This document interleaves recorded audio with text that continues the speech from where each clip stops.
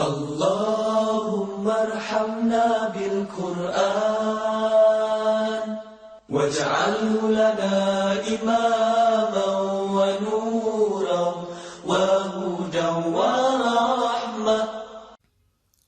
A'udhu billahi minash shaitanir rajeem. Bismillahir rahmanir rahim. Assalamu alaikum wa rahmatullah. Yesterday in para number 7 we started Surah Al-An'am, and today we will discuss this surah further.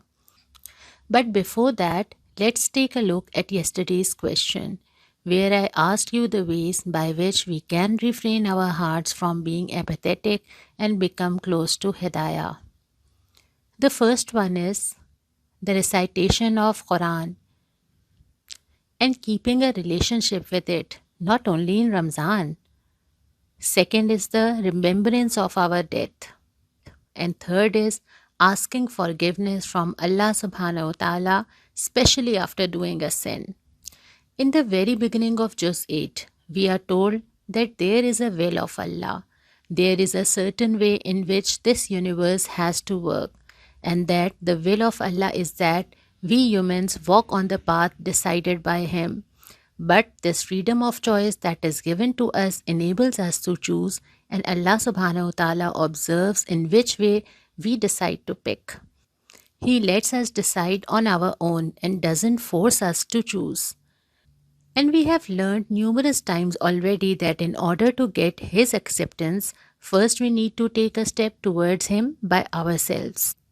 Whatever path we choose, He makes it easier for us to walk that path. If we choose the wrong path, we eventually stop feeling guilty doing the wrong deeds. Similarly, if we choose the right path, eventually the hard phases end, and by each step you get stronger and more firm. So in reality, this is God's way to let us do what we want and then observe. So in reality, this is God's way to let us do what we want and then observe. Further, He tells us to protect ourselves from sins, whether they are visible or hidden. Then comes another satisfying ayah which tells us that Allah chooses a set of people who feel warm and content when His words are recited, and they find His guidance as a blessing. Like right now, I feel He chose us to listen and discuss Quran this Ramadan. He wants me to come close to Him. He's giving me opportunity to get myself corrected, to improve myself. I know there are many things which need to be improved.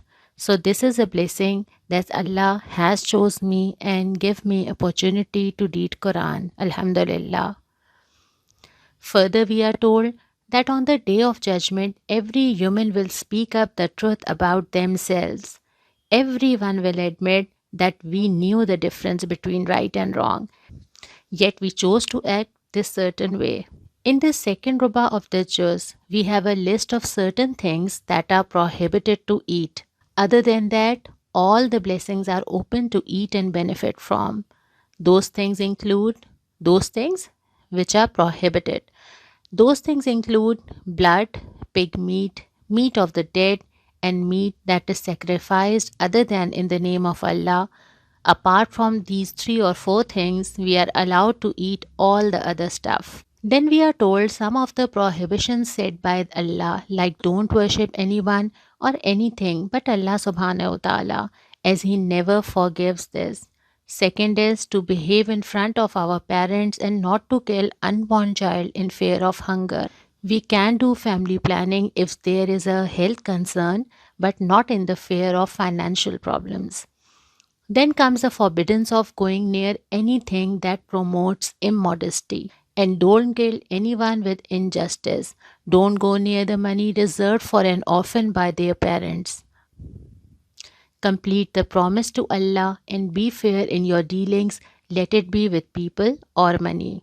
When speak a word of justice and walk on the straight path.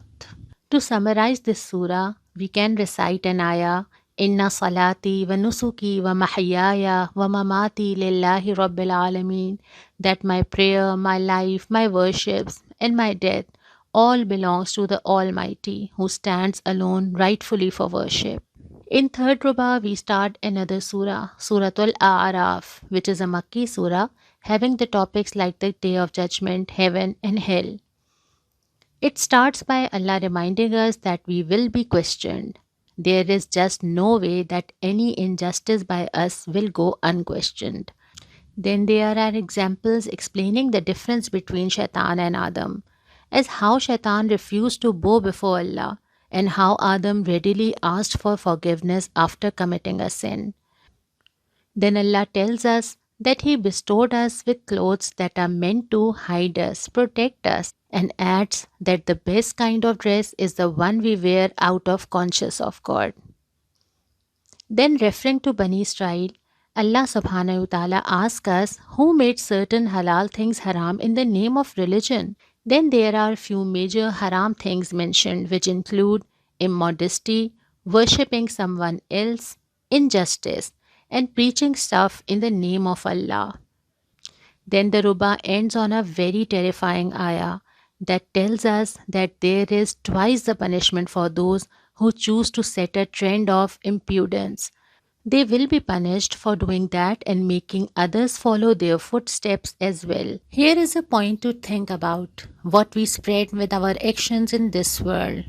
Any trend we start, anything we preach, any message we forward on WhatsApp, any post we share from our social accounts, all of these things are what we are spreading, whether right or wrong. We'll forget what we did or shared in the past. But wherever it goes or affects someone's life, it will be added to my list of deeds, and I'll be accountable for that. So we should be very careful about everything we say, we share, or just click by our finger. In fourth ruba, where it begins by picturing the people of heaven and hell, talking and witnessing each other's situation, realizing that indeed they are facing the consequences that was promised to them for their actions. Both people of heaven and hell will talk to each other and ask, "Did you get what you were promised?" Indeed, both groups will get their result according to their doings. Then Allah encourages us to call Him. It's okay to call Him with fear, but there should be a hope too. Hope that He'll listen to us, and hope that He's near us. Moving forward, in the end, we have stories about the nation of Ad, Samud, and Lut. These stories will come again later. We'll discuss it at that point. For today's question, what are the basic requirements to wear a dress according to Islam? What are the things about which we should be careful? You will definitely find the answer in this juz. Dua for today is ربنا إنا ظلمنا أنفسنا وإن لم تغفر لنا وترحمنا لنكونن من الخاسرين. They replied, "Our Lord, we have wronged ourselves. If you do not forgive us and have mercy on us, we will certainly be losers." We should learn and recite this dua on daily basis. We will start Juz number 9 tomorrow. Assalamu alaikum wa rahmatullah.